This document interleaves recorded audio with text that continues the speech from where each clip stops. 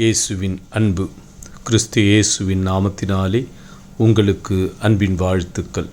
கலாத்தியர் 6 அதிகாரம் 9 நன்மை செய்கிறதில் சோர்ந்து போகாமல் இருப்போமாக.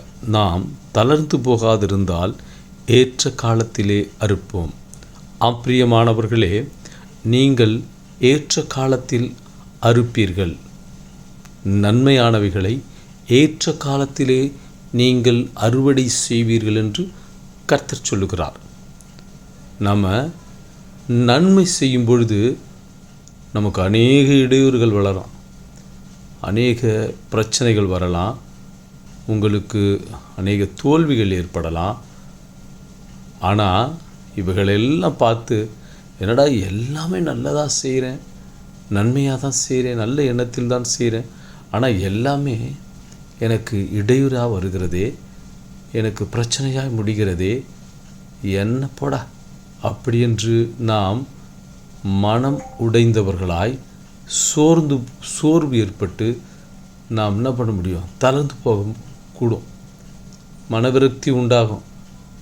இப்படியெல்லாம் வருகிறதே என்று நாம் நன்மைக்கு மாறாய் தீமையை செய்யாதபடிக்கு ஜாக்கிரதையாய் இருக்க வேண்டும்.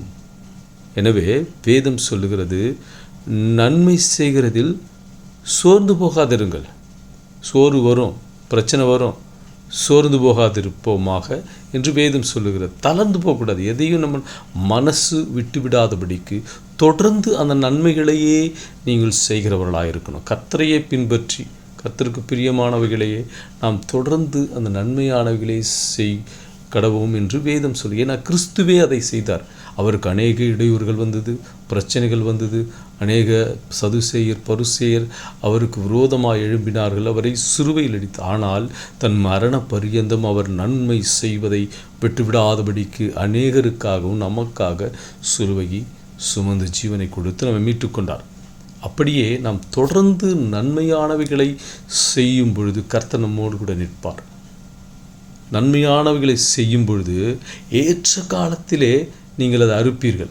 அந்த நன்மைக்கு 100 பலனை கர்த்தர் உங்களுக்கு அறுவடையாய் கொடுப்பார், திருப்பி ஆசீர்வாதமாய் உங்களுக்கு கொடுப்பார். அது ஏற்ற காலத்தில் வரும். அது வீணான காலத்தில் வருவதில்லை.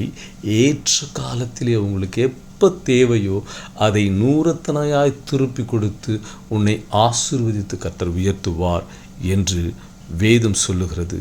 இதை பின்பற்றி அப்படியே ஆசீர்வாதத்தை பெற்றுக்கொள்ளுவோம். ஆமென்.